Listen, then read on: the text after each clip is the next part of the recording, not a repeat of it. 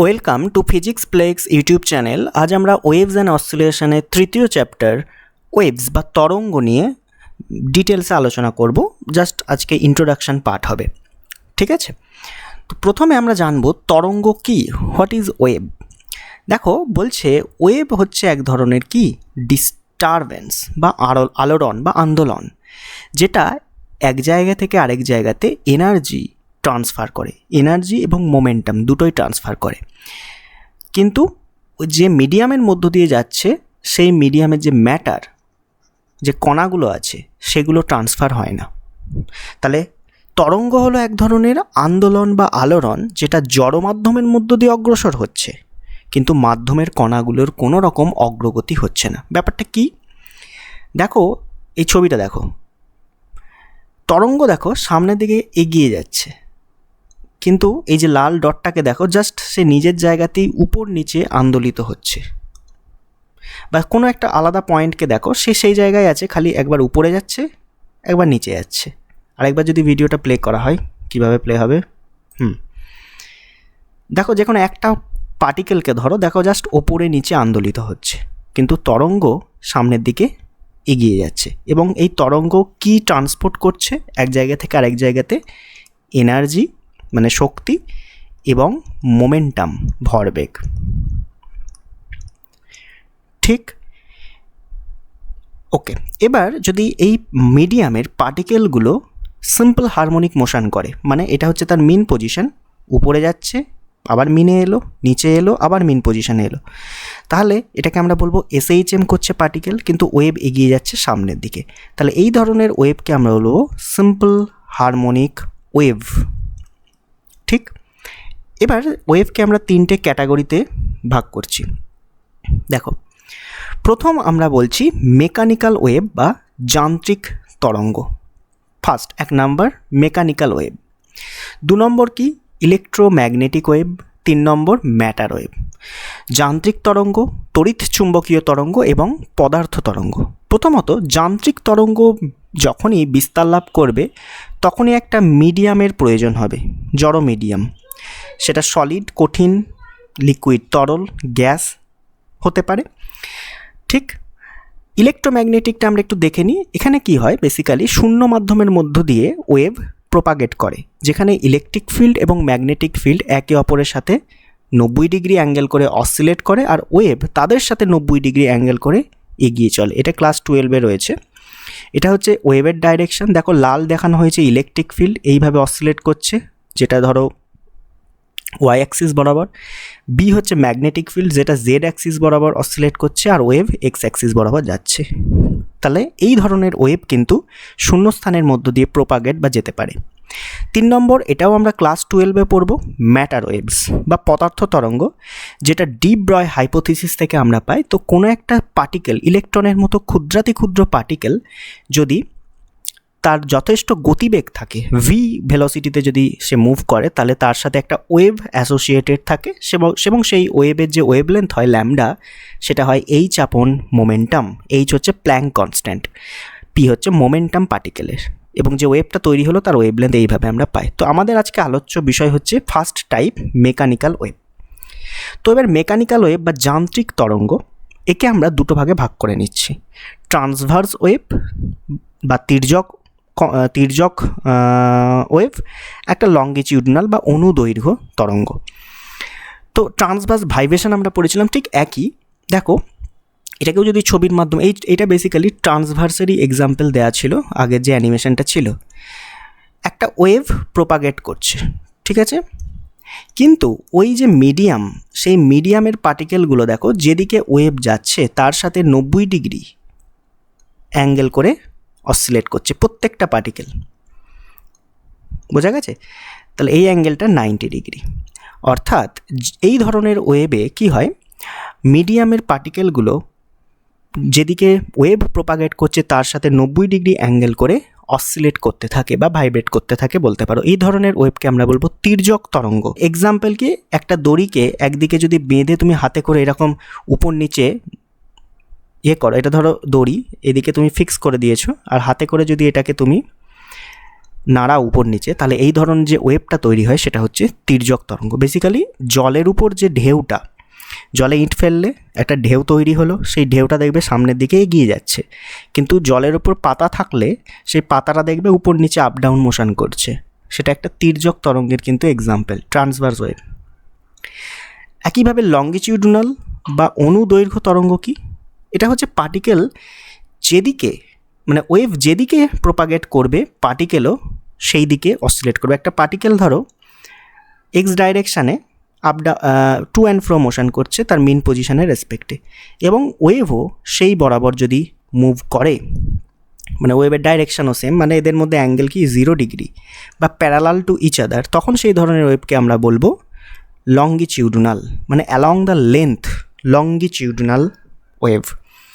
এখানে কীরকমভাবে হয় দেখো, কোনো একটা সময় পার্টিকেলগুলো অসিলেট করতে করতে যখনই যে লেয়ার, সেই লেয়ারগুলো ধরো বায়ুর তো অনেকগুলো লেয়ার যদি কল্পনা করি, তো দেখা যাবে কোনো একটা সময় স্ক্রিনশট যদি আমরা নিই, দেখব যে লেয়ারগুলো খুব গায়ে গায়ে রয়েছে, এইরকম কোনো কোনো জায়গায় দেখো এরকম ছাড়া ছাড়া ফাঁকা ফাঁকা, আবার গায়ে গায়ে ফাঁকা ফাঁকা, এইভাবে ওয়েভ কিন্তু লঙ্গিটিউডনাল ওয়েভ এগিয়ে চলে। এই যে ঘন অংশ সেটাকে বলা হচ্ছে কি কম্প্রেশন, আর যেখানে পার্টিকেলগুলো দূরে দূরে আছে সেটাকে বলা হয় রেয়ারফ্যাকশন। কম্প্রেশন মানে ঘনীভবন, রেয়ারফ্যাকশন হচ্ছে তনুভবন, ঠিক আছে? তাহলে এক্সাম্পল যদি দেখি আমরা ট্রান্সভার্স ওয়েভের, একটা দড়িতে যে তরঙ্গ তৈরি হয় সেটা ট্রান্সভার্স, ওয়াটার সারফেসে যে তরঙ্গ লাইট ওয়েভে হচ্ছে কিন্তু ট্রান্সভার্স ওয়েভ। সাউন্ড ওয়েভ হচ্ছে লঙ্গিটিউডনাল, যেদিকে ভাইব্রেট করছে সেই দিকেই ওয়েভটা যাচ্ছে। ক্লিয়ার? ওকে,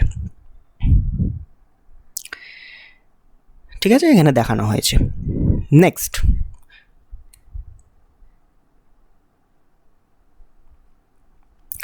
এবার এই যে মেকানিক্যাল ওয়েভ, একে আমরা রিপ্লেস করে ইলাস্টিক ওয়েভও বলতে পারি, কিন্তু সূক্ষ্ম একটা ডিফারেন্স রয়েছে। মেকানিক্যাল ওয়েভ একটা ব্রড কনসেপ্ট যেটা মিডিয়ামের মধ্য দিয়ে অগ্রসর করছে।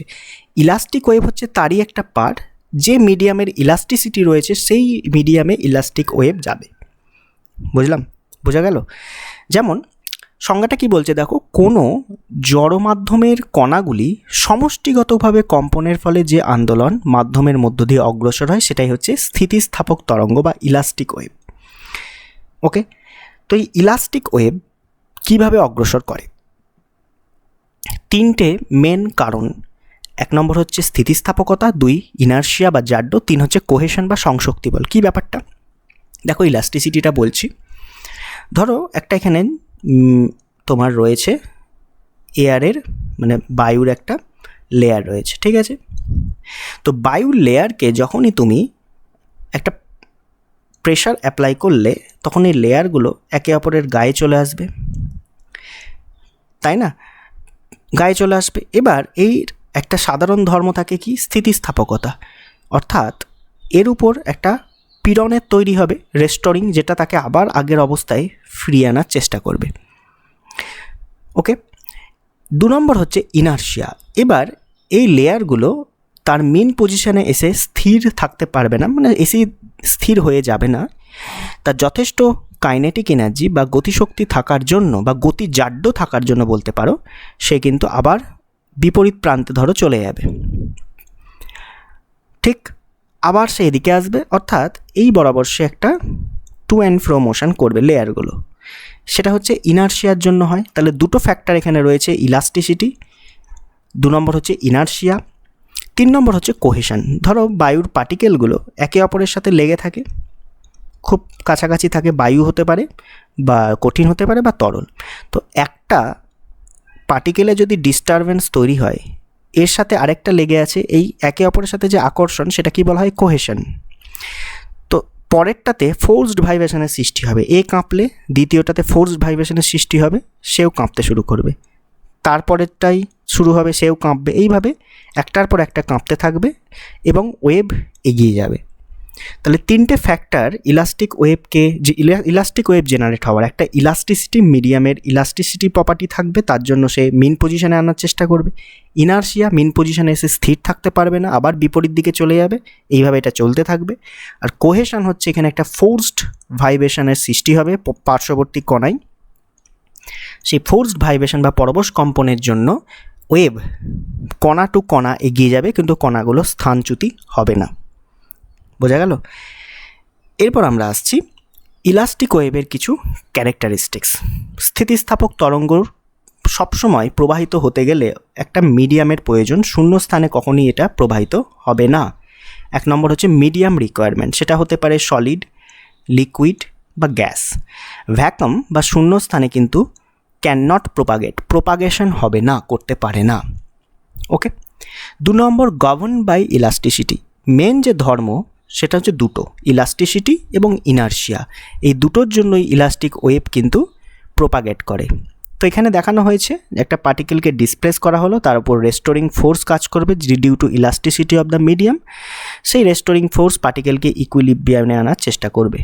2 নম্বর, এই ইনার্শিয়ার জন্য পার্টিকেল ইকুইলিব্রিয়ামে থাকবে না, সে অন্যদিকে চলে যাবে এবং এই গতিটা সাস্টেন করবে। ওয়েভ মোশন এইভাবে সাস্টেন করে।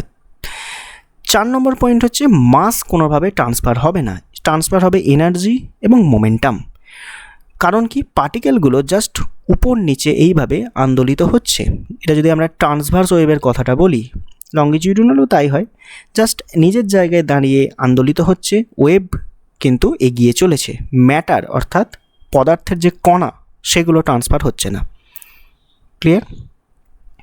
5 নম্বর লঙ্গিটিউডিনাল প্রোপাগেশন এবং 6 নম্বর ট্রান্সভার্স প্রোপাগেশন, যেটা এইমাত্র বললাম সেটা দেখানো হয়েছে যে এখানে তৈরি হচ্ছে কি কম্প্রেশন, যে জায়গাগুলো ফাঁক সেখানে তৈরি হচ্ছে রেয়ারফ্যাকশন, মানে লেয়ারগুলো যেখানে দূরে দূরে রেয়ারফ্যাকশন বা তনুভবন, আর যেখানে গায়ে গায়ে আছে সেটাকে বলা হচ্ছে কম্প্রেশন বা ঘনীভবন। তো এই যে কম্প্রেশন রিজিয়ান, এই রিজিয়ানে প্রেশার এবং ডেনসিটি অফ দ্য মিডিয়াম কিন্তু হাই থাকে। তো এইভাবে লঙ্গিটিউডিনাল ভাইব্রেশনের মাধ্যমে লঙ্গিটিউডিনাল ওয়েভ প্রোপাগেট করে।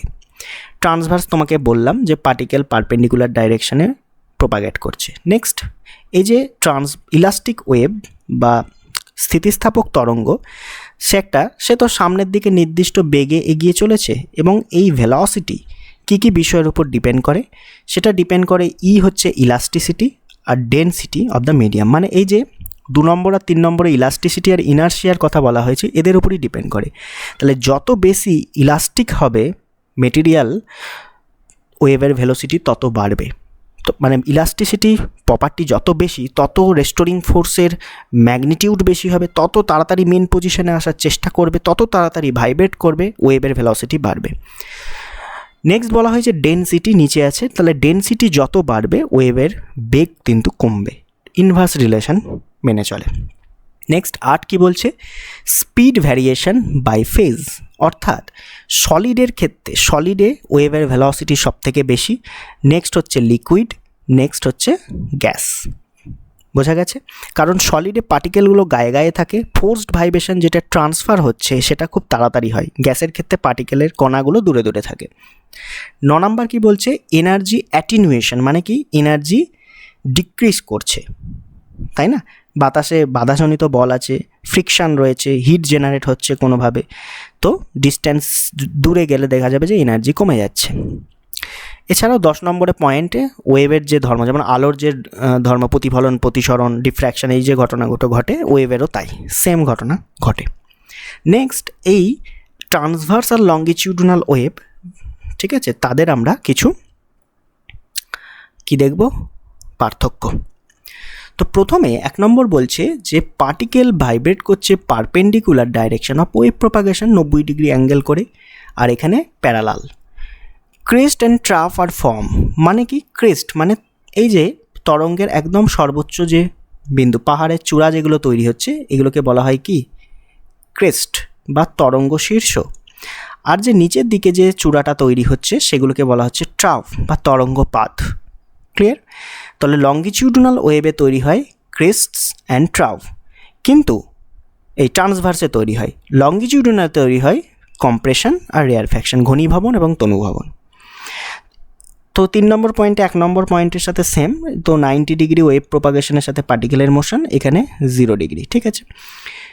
এখানে মিডিয়াম আপ ডাউন মোশন করছে, কিন্তু এখানে medium back and fourth motion করছে, মানে এইভাবে ব্যাক অ্যান্ড ফোর্থ, এটা আপ ডাউন, উপর নিচে, দুটোই কিন্তু যদি সিম্পল হারমোনিক ওয়েভ হয় তো এসএইচএম করছে। আচ্ছা, ট্রান্সভার্স সলিড এবং লিকুইড এই দুটো সারপাশই দেখা যায়, গ্যাসে দেখা যায় না, কারণ গ্যাস কিন্তু ক্রিন্তন পীড়ন সহ্য করতে পারে না, মানে গ্যাসের নির্দিষ্ট আকার নেই, আয়তন নেই। তার ক্ষেত্রে এই ট্রান্সভার্স মানে গ্যাসের একটা লেয়ার যদি উপর দিকে ওঠে, পার্শ্ববর্তী লেয়ার কিন্তু একই জায়গায় থেকে যাবে, মানে ওই যে ফোর্সড ভাইব্রেশন সেটা ট্রান্সফার হয় না গ্যাসের ক্ষেত্রে, কিন্তু সলিড লিকুইডের কণাগুলো গায়ে গায়ে থাকার জন্য ওই ফোর্সড ভাইব্রেশন ট্রান্সফার হয় পার্শ্ববর্তী কণায়। আর লঙ্গিটিউডিনালটা কী হয়, সলিড, লিকুইড এবং গ্যাস তিনটে দিয়ে প্রোপাগেট করে। যেমন এর এক্সাম্পল হচ্ছে সাউন্ড। তো আমরা জানি সাউন্ড হচ্ছে একটা লঙ্গিটিউডিনাল ওয়েভ, এবং সে সলিডের মাধ্যমে যেতে পারে, লিকুইড, গ্যাস তিনটের মাধ্যমেই প্রোপাগেট করে। এক্সাম্পল কি দেওয়া হয়েছে ট্রান্সভার্সের, গিটারের স্ট্রিং টেনে ছেড়ে দাও এইভাবে, তাহলে দেখবে ট্রান্সভার্স দেবে। এই যে দেখা আছে rope shaken up and down, একটা দড়িকে যদি আপ ডাউনে শেক করো। আচ্ছা, নেক্সট হচ্ছে সাউন্ড ওয়েভ, এই তো বললাম এক্সাম্পল লঙ্গিটিউডিনালের, আর দরকার নেই। Polarisation is possible. What is polarisation? Polarisation হচ্ছে কোনো একটা ওয়েভ, তার বিভিন্ন ডাইরেকশানে ইলেকট্রিক ভেক্টরের কম্পোনেন্ট থাকে। যদি আমরা লাইটের কথা বলি, তো এই ইলেকট্রিক ভেক্টরের বিভিন্ন ডাইরেকশান থেকে কোনো একটা ডাইরেকশানে ভেক্টরগুলোকে সীমাবদ্ধ করাকেই বলা হয় পোলারাইজেশন, এবং নিকেল প্রিজমের মধ্য দিয়ে পাঠানো হয়। তো এই ট্রান্সভার্স ওয়েভের কিন্তু পোলারাইজেশন সম্ভব, কিন্তু লঙ্গিটিউডিনাল পোলারাইজেশন সম্ভব না। অর্থাৎ সাউন্ড ওয়েভ কিন্তু পোলারাইজড হয় না, লাইট ওয়েভস পোলারাইজড হয়। আমরা এটাকে ভিজুয়াল করতে পারি, দড়িতে আমরা ভিজুয়াল করতে পারি, কিন্তু লঙ্গিটিউডিনাল ওয়েভ ইনভিজিবল। বোঝা গেছে? নেক্সট, এবার কি কনসেপ্ট, মানে একটা ওয়েভকে জানতে গেলে আমাদের কি কি পয়েন্ট জানতে হবে। প্রথম দেখো, 1 নম্বর হচ্ছে অ্যাম্প্লিটিউড। অ্যাম্প্লিটিউড কি? পার্টিকেলগুলো ধরো, এগুলো সব ট্রান্সভার্স ওয়েভ আমরা দেখিয়েছি, ঠিক আছে? তো ট্রান্সভার্স ওয়েভে পার্টিকেল এসএইচএম করছে মনে করো, এই হচ্ছে মেন পজিশন, পার্টিকেল এতটা উপরে উঠছে আর নিচে এতটা নামছে। তাহলে আমরা জানি মেন পজিশন থেকে যে ম্যাক্সিমাম ডিসপ্লেসমেন্ট সেটাই অ্যাম্প্লিটিউড। তাহলে উপরে এটাও এ, নিচে এটাও এ, তাহলে এই হচ্ছে অ্যাম্প্লিটিউড, মানে মেন পজিশন থেকে তরঙ্গ শীর্ষ বা তরঙ্গ পাদের যে দূরত্ব। ক্লিয়ার? 2 নম্বর হচ্ছে ওয়েভলেন্থ। ওয়েভলেন্থ কি? দেখো, এই হচ্ছে তরঙ্গ শীর্ষ, এটা একটা তরঙ্গ শীর্ষ, এই একটা তরঙ্গ শীর্ষ। তাহলে পার্শ্ববর্তী দুটো যদি তরঙ্গ শীর্ষ আমরা নিই, তাদের মধ্যে যে দূরত্ব সেটাকে আমরা বলবো ল্যামডা বা ওয়েভলেন্থ, যেটাকে ল্যামডা দিয়ে আমরা লিখি। বা পাশাপাশি কনজিকিউটিভ দুটো তরঙ্গ পাদ, এর মধ্যে যে দূরত্ব সেটাকে আমরা বলবো ল্যামডা। ঠিক আছে? এই পয়েন্ট থেকে এই পয়েন্ট, তাহলে পরপর দুটি তরঙ্গ শীর্ষ বা পরপর দুটি তরঙ্গ পাদের মধ্যে দূরত্বকে আমরা বলবো ওয়েভলেন্থ। বা একটা কমপ্লিট ওয়েভের যে দৈর্ঘ্য, কমপ্লিট ওয়েভ কোথা থেকে কোথায় আসছে যদি একটা ছবি আঁকি, দেখো এখান থেকে যাত্রা শুরু করছে, গেল পাই, 2 পাই হচ্ছে 360 ডিগ্রি, 360 ডিগ্রি হচ্ছে কমপ্লিট ওয়েভ। তাহলে এই যে দূরত্ব, এটা হবে কি? তরঙ্গের দৈর্ঘ্য, তরঙ্গ দৈর্ঘ্য ল্যামডা। মানে দুটো পয়েন্ট তুমি সিলেক্ট করো যাদের মধ্যে ফেজ ডিফারেন্স হবে 2 পাই। তুমি যদি এই পাই থেকে ধরো, পাই প্লাস 2 পাই মানে 3 পাই, এতটা হবে তরঙ্গ দৈর্ঘ্য। এটাও একটা তরঙ্গ দৈর্ঘ্য। ক্লিয়ার? বা এখান থেকে মাপলে এতটা, এটাও একটা তরঙ্গ দৈর্ঘ্য। বিয়োগ করো 5 pi by 2 minus pi by 2, দেখো 2 পাই আসবে। Okay, next time period. Time period কি? একটা কমপ্লিট ওয়েভ জেনারেট হতে যে সময় লাগে, বা বলতে পারো যে পার্টিকেলগুলো অসিলেট করছে, একটা কমপ্লিট অসিলেশন হতে যে সময় লাগে সেটাকে আমরা বলি টাইম পিরিয়ড, যেটাকে আমরা সেকেন্ড এককে প্রকাশ করব। ফ্রিকোয়েন্সি কি? নাম্বারকে বোঝায়, যে 1 সেকেন্ডে কতগুলো ওয়েভ জেনারেট হলো, যার একক হচ্ছে হার্জ বা সাইকেলস পার সেকেন্ড আমরা বলি, সিপিএস। ক্লিয়ার? ফেজ, এই যে ফেজের কথা বলা হচ্ছিল, ফেজটা কি? একটা ওয়েভের, এটা একটা ওয়েভ, তো ওয়েভের অবস্থান জানতে, মানে পার্টিকেলের অবস্থান জানতে, যেমন ডিসপ্লেসমেন্ট, ভেলোসিটি, অ্যাক্সেলারেশন, সেগুলো জানতে যে রাশির প্রয়োজন হয় সেটাকে আমরা বলি ফেজ। দেখো, এই দুটো তরঙ্গ শীর্ষর কথা যদি আমরা বলি, এরা কিন্তু সেম ফেজে রয়েছে। ফেজ এদের সেম, মানে দুজনেই তরঙ্গ শীর্ষ। একইভাবে এই ট্রাওয়ের কথা বলি, যদি তরঙ্গ পাদের কথা বলি, ধরো এখানে একটা আছে, তাহলে এরাও কিন্তু থাকবে সেম ফেজে, কিন্তু এর সাথে এ অপোজিট ফেজে থাকবে, একটা উপরে একটা নিচে। কি থাকছে? অপোজিট ফেজে। পাই পরিমাণ ফেজ ডিফারেন্স থাকবে, বা এই কণাটা আর পায়ে যে আছে সেও থাকবে অপোজিট ফেজে। ডিফারেন্স হবে পাই, ডিফারেন্স 2 পাই হলে সেম ফেজ। ক্লিয়ার? তাহলে ফেজ দিয়ে আমরা জানতে পারবো পার্টিকেলের ডিসপ্লেসমেন্ট, ভেলোসিটি, অ্যাক্সেলারেশন, সমস্ত কিছু। নেক্সট হচ্ছে ওয়েভ নাম্বার। কি একটা নাম্বার, যেটাকে নিউ বার দিয়ে প্রকাশ করা হয়। তুমি মনে করো যদি আমি এসআই এককে বলি যে 1 মিটার দূরত্ব তুমি নিলে, তো 1 মিটার দূরত্ব, ধরো এটা 1 মিটার, এর মধ্যে কতগুলি কমপ্লিট ওয়েভস রয়েছে, সেই সংখ্যাটাই হচ্ছে ওয়েভ নাম্বার। বা 1 সেন্টিমিটার সিজিএসে যদি বলি, 1 সেন্টিমিটার দৈর্ঘ্যের মধ্যে কতগুলো ফুল ওয়েভ রয়েছে, পূর্ণ তরঙ্গ থাকতে হবে। পূর্ণ তরঙ্গ বলতে এই যে এই 2 পাই পর্যন্ত, এটা একটা পূর্ণ তরঙ্গ, 0 থেকে 2 পাই, এটা কতগুলো আছে সেটা গুনলেই তুমি পেয়ে যাবে ওয়েভ নাম্বার। তাহলে ধরো এসআই বলছি 1 মিটার দৈর্ঘ্যে, ঠিক আছে, একটা পূর্ণ তরঙ্গ রয়েছে, তাহলে তার ওয়েভলেন্থ হবে ল্যামডা। তাহলে 1 মিটার নয়, একটি তরঙ্গ, ধরো একটি, এটা নাম্বার বললো, একটি তরঙ্গের দৈর্ঘ্য হচ্ছে ল্যামডা মিটার। তাহলে 1 মিটারে কতগুলো আছে? 1/λ। তাহলে এই 1 মিটারে কতগুলো আছে সেটা কি আমরা বলছি ওয়েভ নাম্বার। তাহলে নিউ বারের ফর্মুলা পাবো 1/λ। বোঝা গেছে? তাহলে ওয়েভ নাম্বার হচ্ছে জাস্ট ওয়েভলেন্থের ইনভার্স বা 1/। আরেকটা টার্মের সাথে ইম্পর্টেন্ট, সেটা হচ্ছে অ্যাঙ্গুলার ওয়েভ নাম্বার। জাস্ট এখানে 2 পাই দিয়ে গুণ করে দাও, হয়ে যাবে অ্যাঙ্গুলার ওয়েভ নাম্বার, এবং নিউ বার চেঞ্জ হয়ে যাবে কেতে। তাহলে কে সমান 2 পাই/λ, খুব ইম্পর্ট্যান্ট একটা ভ্যালু। ক্লিয়ার? নেক্সট, তাহলে ওয়েভ নাম্বার পেলাম, সাথে দেখো অ্যাঙ্গুলার ওয়েভ নাম্বার আছে কে = 2 পাই/λ। এর একক কী হবে? Radian per metre. ল্যামডার একক মিটার, 2 পাই হচ্ছে রেডিয়ানে নেওয়া হয়েছে। ওকে। 8 হচ্ছে ওয়েভ ভেলোসিটি। কিছুই না, ওয়েভ একটা ভেলোসিটি নিয়ে এগিয়ে চলেছে, সেই ভেলোসিটিটা কি বলা হয়? Wave velocity. v = n lambda. এটা কোথা থেকে আসছে দেখো, এটাকে আমি ডিরাইভ করে দিচ্ছি। ওকে, মুছে ফেললাম। তাহলে ভেলোসিটি, এই ওয়েভটার ভেলোসিটি আমি বার করতে চাইছি, কোন বেগে এগিয়ে চলছে। তাহলে বেগ সমান কি? বেগ সমান আমরা জানি দূরত্ব বাই সময়, দূরত্ব বাই সময়। তাহলে এখানে দূরত্ব কি? ধরো একটা কমপ্লিট ওয়েভের কথা বলছি এটা, তাহলে এই কমপ্লিট ওয়েভের দূরত্ব কি হবে? ল্যামডা। এবং সেই ল্যামডা জেনারেট হতে কত সময় লাগবে? টাইম পিরিয়ডটি। একটা ওয়েভ যেটা জেনারেট হতে টাইম লাগে সেটাকে আমরা টাইম পিরিয়ড বলি। তাহলে দূরত্ব ল্যামডা আর টি হচ্ছে সময়। তাহলে এখান থেকে আমরা বলতে পারি 1/t টাইম পিরিয়ডের ইনভার্সকে বলা হয় কি? ফ্রিকোয়েন্সি। যদি n দিয়ে লিখি থাকে তাহলে n ল্যামডা। তাহলে একটা রিলেশন পেলাম কি? v = n lambda. অর্থাৎ একটা ওয়েভের ভেলোসিটি বার করতে গেলে তার ফ্রিকোয়েন্সিকে ওয়েভলেন্থ দিয়ে গুণ করবে। কি বললাম? ফ্রিকোয়েন্সিকে, নাম্বারকে লেন্থ দিয়ে গুণ করবে। আরেকটা এই রিলেশন পেতে পারি এখান থেকে, দেখো এই দুটো থেকে কোনাকুনি যদি গুণ করি পাচ্ছি কি? Lambda = vt।